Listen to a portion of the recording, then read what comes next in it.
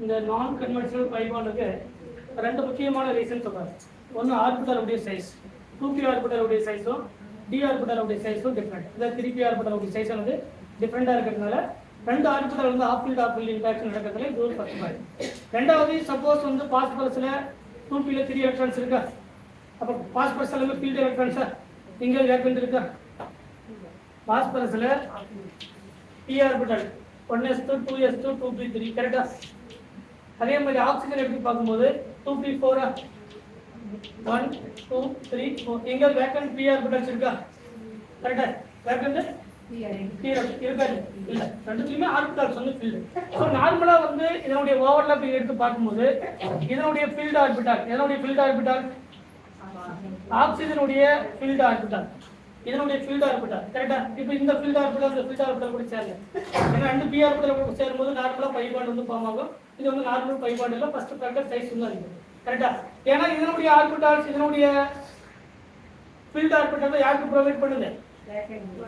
Vacant d orbital வந்து provide பண்ணுது கரெக்டா?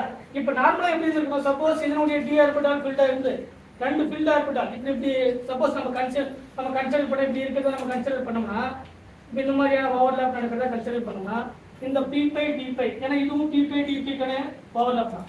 ஏன்னா பாஸ்பரஸ் டபுள் பாண்ட் ஆக்சிஜன் அப்படிங்கிறது இதனுடைய 2p ஆர்பிட்டல் இதனுடைய d ஆர்பிட்டல் கூட ஓவர்லாப், இதனுடைய 2p ஆர்பிட்டல் இதனுடைய வேக்கன்ட் d ஆர்பிட்டல் கூட ஓவர்லாப் பண்ணுது. சப்போஸ் ரெண்டு ஆர்பிட்டல் இதுவும் ஃபீல்டா நம்ம கன்சிடர் பண்ணோம்னா, ஏன்னா ஆஃப் ஃபீல்டா இப்போ இதனுடைய ஃபீல்டு ஆர்பிட்டல் இதனுடைய ஃபீல்டு ஆர்பிட்டல் நம்ம கன்சிடர் பண்ணோம்னா ஸோ இதுவும் ஃபீல்டு ஆர்பிட்டல். இப்போ ஓவர்லாப்பிங் நடக்கும்போது இது மட்டும் தான் நமக்கு என்ன ஆகும்? ஓவர்லாப் நடக்கும். ரிமைனிங் இருக்கக்கூடிய ஆஃப் ஃபீல்டில் இருக்கக்கூடிய d ஆர்பிட்டல்ஸ் இருக்கக்கூடிய எலக்ட்ரான் வந்து வேஸ்டட் ஆகுதுன்னு சொல்றாங்க சரிங்களா? இப்போ இந்த மாதிரி நம்மள சொன்னாங்க இல்லையா, ஒரு கார்பனுக்கும் ஆக்சிஜனுக்கும் ரெண்டுமே ஆஃப் ஃபீல்டு இன்ட்ராக்ஷன், இதனுடைய ஃபீல்டு ஆர்பிட்டல் இதனுடைய ஃபீல்டு, பட் இது ஆஃப் ஃபீல்டு தானே, ஆஃப் ஃபீல்டு. இந்த மாதிரி ஓவர்லாப் நடக்கும்போது நமக்கு ஒரு கன்வென்ஷனல் பை பாண்ட் கிடைக்குதுன்னு நம்ம சொல்றோம். பட் இது அதே மாதிரி நம்ம கன்சிடர் பண்ணா இதனுடைய field orbital of field orbital இதனுடைய ஆஃப் ஃபீல்டு ஆர்பிட்டல் ஓவர்லாப் நடக்கும்போது ரிமைனிங் இருக்கக்கூடிய எலக்ட்ரான் வேஸ்ட் ஆகிறதுனால இந்த மாதிரியான ஓவர்லாப்ல அந்த 2p5 ஆர்பிட்டாலும் 3d ஆர்பிட்டால் என்ன ஆகிறதுல ஓவர்லாப்ல இன்வால்வ் ஆகுதுன்னு சொல்றாங்க. ஏன்னா ரெண்டு எலக்ட்ரான்ஸ் என்ன ஆகுது? வேஸ்ட் ஆகிறதுனால இது இந்த மாதிரியான ஓவர்லாப்ல வேஸ்ட் ஆகிற மாதிரியான ஓவர்லாப்ல என்ன ஆகுதுல பார்ட்டிசிபேட் பண்றதுல. அதனால தான் நான் கன்வென்ஷனல் பை பாண்ட் அப்படிங்கிறது ஃபீல்டு ஆர்பிட்டால். எது ஃபீல்டு ஆர்பிட்டால்? ஆக்சிஜனுடைய ஃபீல்டு ஆர்பிட்டால் கரெக்டா? இதனுடைய ஃபீல்டு ஆர்பிட்டால். எது வேக்கன்ட் ஆர்பிட்டால்? d ஆர்பிட்டால் வந்து வேக்கன்ட் d ஆர்பிட்டால் கரெக்டா? இது வேக்கன்ட் தான் இருக்கு ஆல்ரெடி கரெக்டா? இல்லையா? இந்த ஓவர்லாப் நடக்கலாமா இல்லையா? இது கம்ப்ளீட்டா யாருக்கு எலக்ட்ரான்ஸ் கொடுக்கும்? இதுக்கு எலக்ட்ரான்ஸ் கொடுத்து ஒரு சைடு வைஸ் ஓவர்லாப் நடந்து ஒரு பை பாண்டை ஃபார்ம் பண்ணும். இது ஆல்ரெடி எம்டியா தான் இருக்கு. இது எம்டி d ஆர்பிட்டால். இப்போ இந்த எம்டி d ஆர்பிட்டால் தான் ஆக்சிஜன் பர்சன்ட் இருக்கக்கூடிய complete lone pair electrons provide பண்ணுது. அதுக்கப்புறம் என்ன ஆகுது? ஒரு பாண்டை ஃபார்ம் பண்ணுது. இது எம்டி ஆர்பிட்டால். இந்த மாதிரியான ஃபீல்டு ஆர்பிட்டால் கூட இன்வால்வ் ஆகிறதுன்னு சொல்றாங்க சரிங்களா? அப்ப நான் கன்வென்ஷனல் பை பாண்ட் அப்படின்னா டெஃபினிஷன் என்னது? Field orbital interact with the vacant orbital, it is called the non-conventional pi bond. Off field interaction, it is called the conventional pi bond. ரெண்டுத்துக்கு definition மட்டும் தெரிஞ்சு n டபுள் பாண்ட் ஆக்சிஜன், அதே மாதிரி carbon double bond oxygen, nitrogen double bond nitrogen, இதெல்லாம் இதுக்கான example. Conventional. அடுத்து வரக்கூடிய third page இருக்கக்கூடிய எல்லாம் என்னது? நான் கன்வென்ஷனல் எக்ஸாம்பிள் கரெக்டா? இப்போ ஒரு எக்ஸாம்பிள் பாருங்க. இப்போ carbon double bond oxygen exist ஆகுதுன்னு பார்த்தோம் கரெக்டா? கார்பன் கீழே என்ன இருக்கு? சிலிக்கான் இருக்கா? Si double bond oxygen. இப்போ இவங்க ரெண்டு பேருக்கு என்ன டிஃபரெண்ட் இருக்கு? இப்போ பாருங்க, கார்பன் அப்புறம் நைட்ரஜனா n டபுள் பாண்ட் O, நைட்ரஜனுக்கு என்ன இருக்கு? Phosphorus p double bond oxygen. பார்த்தோமா? அதுக்கு ஆக்சிஜன் என்ன இருக்கு? Sulphur s double bond O. அதுக்கு குளோரினா Cl டபுள் பாண்ட் O. இந்த குளோரின் இல்ல இந்த மாதிரி இருக்கலாம். ClOH எல்லாம் பார்த்தோமா இல்லையா? ClO2 போன கிளாஸ் நான் அப்போ சால்வ் பண்ணேன். ClO4 ClO அதெல்லாம் பார்த்தோமா இல்லையா? இப்போ எல்லாமே பாருங்க, இதெல்லாமே திருப்பி ஆர்பிட்டல் வரக்கூடிய சீரிஸ், அதாவது தேர்ட் சீரிஸ்ல வரக்கூடியது. கார்பன் கீழே சிலிக்கான், நைட்ரஜன் கீழே பாஸ்பரஸ், ஆக்சிஜன் கீழே சல்பர், அதே மாதிரி குளோரின் கீழே குளோரின், இது எல்லாமே டபுள் பாண்ட் ஆக்சிஜன் ஃபார்ம் பண்ணுது. அப்போ இது நான் கன்வென்ஷனல் பை பாண்ட் அப்படின்னு சொன்னா இதெல்லாம் என்னது? ஏன்னா இது 2p ஆர்பிட்டால், இது 3d orbital, 2p 3d 2p 3d, இதெல்லாம் எதுக்கான எக்ஸாம்பிள்? நான் கன்வென்ஷனல் பை பாண்டுக்கான எக்ஸாம்பிள். ஆமா இல்லையா? ஆனா சிலிக்கான் டபுள் பாண்ட் ஆக்சிஜன் இது நான் கன்வென்ஷனல் பை பாண்ட். இங்க சிலிக்கான் டபுள் பாண்ட் ஆக்சிஜன் பார்த்துருக்கீங்களா? இப்படி பார்த்துருப்பீங்க. சி டபுள் பாண்ட் ஆக்சிஜன் இந்த ஊரே பார்த்துருக்கு கரெக்டா? Si double bond oxygen, double bond oxygen நீங்க பார்த்துருக்கீங்களா? சிலிக்கேட்ஸ் எப்படி இருக்கா? சிலிக்கேட்ஸ் இப்படி தான் இருக்கா?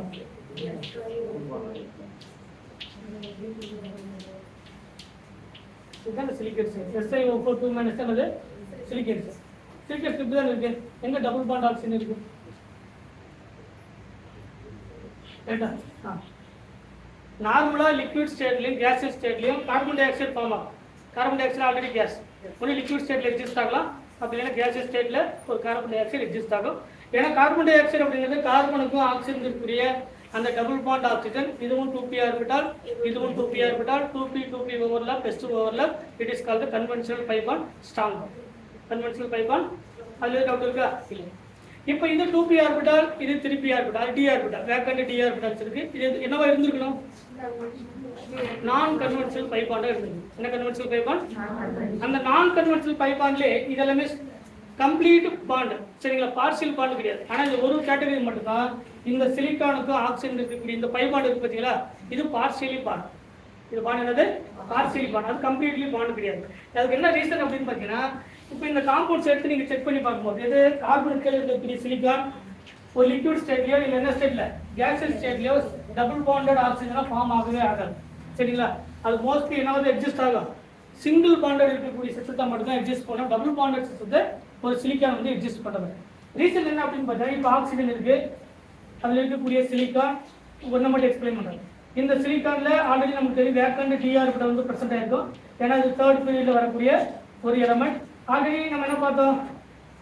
நான் கன்வென்ஷனல் பை பாண்ட் அப்படின்னா முதல்ல இதுல இருந்து எலக்ட்ரான்ஸ் கொடுத்துருக்கோம். கார்பன் கீழே சிலிக்கான் அது எலக்ட்ரான்ஸ் கொடுக்கும். அதுக்கப்புறம் பேக் பாண்டிங் நடந்து இந்த lone pair of electrons vacant d orbital கொடுத்தாதான் completely filled orbital vacant d orbital இந்த இன்டராக்ஷன் கட்டறது. ஆக்சிஜன்ல பிரசன்ட் இருக்கக்கூடிய லோன் பேர் ஆஃப் எலக்ட்ரான் இந்த ரெண்டு சேர்ந்து கட்டறது நான் கன்வென்ஷனல் பை பாண்ட். இப்படிதான் இருந்துக்கணும். சரிங்களா? பட் இந்த ஆக்சிஜனுக்கும் சிலிக்கானுக்கும் இந்த பாண்ட் வந்து பார்ஷியலி பை பாண்ட்னு சொல்றாங்க. அதுவும் ஒரு டைப்பான கன்வென்ஷனல் பை பாண்ட் தான். பட் இது எக்ஸாக்டான பாண்ட் ஃபிக்சேஷன் கிடையாது.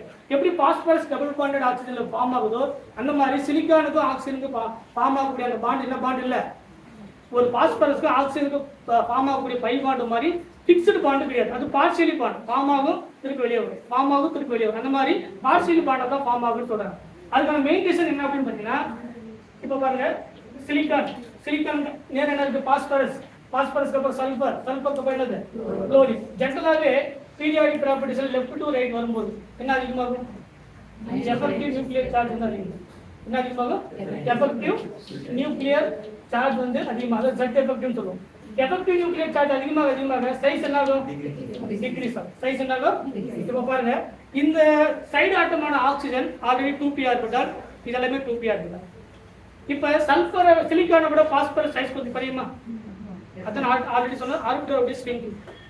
ஏன் ஆர்பிட்டல் வந்து சைஸ் வந்து குறைக்குது? ஆக்சிஜன் இருக்கக்கூடிய 2p ஆர்பிட்டாலுக்கு சைஸ்க்கு மாதிரி எக்ஸாக்டா ஃபிட் ஆனா பெஸ்ட் ஓவர்லாப் நடக்கும். பட் அந்த அளவுக்கு எக்ஸாக்டா ஃபிட் ஆக முடியாது. ஆனா அந்த ஆக்சிஜனுடைய p ஆர்பிட்டல் அளவுக்கு பக்கத்துல வரக்கூடிய அளவுக்கு சுருக்கமா இருந்தா என்ன ஆகலாம்? சைஸ் குறைஞ்சு பெஸ்ட் ஓவர்லாப்பா மாறலாம். இப்போ சிலிக்கானுக்கு எடுத்து பார்த்தீங்கன்னா நார்மலா அதனுடைய d ஆர்பிட்டல் எவ்வளவு சைஸ் இருக்கு அப்படின்னா, அதுக்கப்புறம் வரக்கூடிய பாஸ்பரஸ்க்கு அதனுடைய டி ஆர்பிட்டால் கொஞ்சம் சின்னதா இருக்கும். கரெக்டா? அதை விட சல்பருக்கு அதனுடைய டி ஆர்பிட்டாலுடைய சைஸ் இன்னும் கொஞ்சம் சின்னதா இருக்கும். அதை விட குளோரினுக்கு அதனுடைய டி ஆர்பிட்டாலுடைய சைஸ் இன்னும் சின்னதா இருக்கும். ஏன்னா ஜென்ரலாகவே லெஃப்ட் டு ரைட் வரும்போது பீரியாடிக் ப்ராப்பர்ட்டிஸ்ல எஃபெக்டிவ் நியூக்ளியர் சார்ஜ் அதிகமாகுது. எஃபெக்டிவ் நியூக்ளியர் சார்ஜ் அதிகமாக என்ன ஆகும்? சைஸ் குறையும். சைஸ் குறைஞ்சா இந்த ஆக்சிஜனுடைய 2p ஆர்பிட்டாலுடைய சைஸுக்கும் இதுக்கு மேட்ச் ஆகிற அளவுக்கு வருது. இப்போ வரும்போது இதுக்கு அப்ராக்சிமேட்லி மினிமம் டிஃபரன்ஸ் தான் இருக்கும். அப்போ நீ பெஸ்ட் ஓவர்லாப் நடக்குமா? ஆனா இது 2p ஆர்பிட்டால், இது ஆர்பிட்டால் 3d ஆர்பிட்டால். இதுலயும் filled orbital vacant d orbital interaction தான். இது எல்லாமே நான் கன்வென்ஷனல் பை பாண்ட் தான். பட் இது என்ன கிடையாது? நான் கன்வென்ஷனல் பை பாண்ட் தான். பட் இந்த பை பாண்ட் வந்து என்னது? Partially pi bond. இது பேர் என்னது? ஏன்னா இந்த ஆக்சிஜனுடைய 2p ஆர்பிட்டாலுடைய சைஸுக்கும் சிலிக்கான் இருக்கக்கூடிய 2p அதாவது டி ஆர்பிட்டாலுடைய சைஸுக்கு என்ன எப்படி இருக்கும்? நிறைய டிஃபரன்ஸ் இருக்கிறதுனால ஆர்பிட்டாலுடைய டிஃப்யூஷன் நடக்கும். ஏன்னா டி ஆர்பிட்டால் என்ன பிரசன்ட் இருக்கும்? ஆல்ரெடி டி ஆர்பிட்டால் டிஃப்யூஷன் படிச்சிருக்கோம். டி ஆர்பிட்டாலுடைய டிஃப்யூஷன் என்னது? டி ஆர்பிட்டாலுடைய சைஸ் அதிகமாக இருந்தா இருக்கக்கூடிய மொத்த எலக்ட்ரான் என்ன ஆகும்? ஸ்ப்ரெட் ஆகிடும். அதுக்கு பேர் டிஃப்யூஷன் அப்படின்னு நம்ம சொல்றோம். சரிங்களா? அதனால சைஸ் ரொம்ப அதிகமாக இருக்கிறதுனால இந்த சிலிக்கான்ல பிரசன்ட் இருக்கக்கூடிய இந்த bond it is called partially pi bond. அது பேர் என்னது? Partially pi bond. அதனால தான் சிலிக்கான் என்ன பாண்ட் இல்லை? Si double bond O does not exist. Si double bond O does not exist. இந்த மாதிரி எக்ஸிஸ்ட் ஆகாது. பெரும்பாலும் எப்படி தான் எக்ஸிஸ்ட் ஆகும்? சிங்கிள் பாண்ட் மாதிரி இருக்கக்கூடிய சிலிகேட் மாதிரி எக்ஸிஸ்ட் ஆகும். சரிங்களா? ரீசன் வந்து என்னன்னா இங்க நமக்கு கன்வென்ஷனல் பை பாண்ட் மாதிரி இருந்தாலும் இந்த ஆர்பிட்டலுடைய சைஸ்க்கு இந்த ஆர்பிட்டலுடைய சைஸ்க்கு நிறைய டிஃபரன்ஸ் இருக்கிறதுனால இந்த பாண்டை கொடுக்கறத விட என்ன ஆகும்? இந்த பை பாண்டு தான். பட் எப்படி இருக்கும் அது? Partially pi bond. தேவைப்பட்டா கொடுக்கக்கூடிய நேச்சர் தான் இருக்குமே தவிர எக்ஸாக்டா பாஸ்பரஸ்க்கு ஆக்சிஜன் மாதிரி கூடிய எக்ஸாக்ட் பை பாண்டா இருக்காது. சரிங்களா? அதுக்கான ரீசன் வந்து என்னன்னா ஆர்பிட்டலுடைய சைஸ். சரிங்களா? லெஃப்ட் டு ரைட் போகும்போது நார்மலா டி ஆர்பிட்டலுடைய சைஸ் குறைஞ்சிட்டே வருது. ஆல்ரெடி சொன்னோம் 3d5 and 4d5 அப்புறம் 4d அப்புறம் என்னது 5d. இதெல்லாம் ஆர்பிட்டலுடைய சைஸ் எதுக்காக குறையுது? ஆர்பிட்டல்ஸ் வந்து பெஸ்ட் ஓவர்லாப் மாறதுக்காக தன்னுடைய டி ஆர்பிட்டலுடைய சைஸ் என்ன ஆகும்?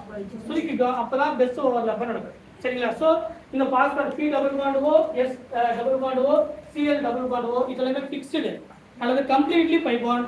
பட் சிலிக்கான்ல இருக்கக்கூடிய pi bond d pi d pi bond வந்து என்னது? Partially pi bond. Partially pi bond சொல்றது புரியுங்களா? அதனால தான் சிலிக்கான்ல டபுள் பாண்டட் ஆக்சிஜன் எக்ஸிஸ்ட் ஆகாது. பெரும்பாலும் எப்படி தான் எக்ஸிஸ்ட் ஆகும்? சிங்கிள் பாண்டட் ஆக்சிஜன் தான் எக்ஸிஸ்ட் ஆகும். சரிங்களா? அப்போ நம்ம எழுதும்போது இது எக்ஸிஸ்ட் ஆகுமானா கண்டிப்பாக என்ன ஆகாது? சிலிக்கான் டை ஆக்சைடு எக்ஸிஸ்ட் ஆகாது. பட் என்ன ஆகுது? எக்ஸிஸ்ட் ஆகும். நார்மலாகவே ஒரு கேஸஸ் ஸ்டேட்லையோ ஒரு லிக்விட் ஸ்டேட்லையோ சிலிக்கான் டை ஆக்சைடு வந்து நமக்கு ஃபார்ம் ஆகும். சரிங்களா? அதுக்கான ரீசன் வந்து ஆர்பிட்டலுடைய சைஸ்.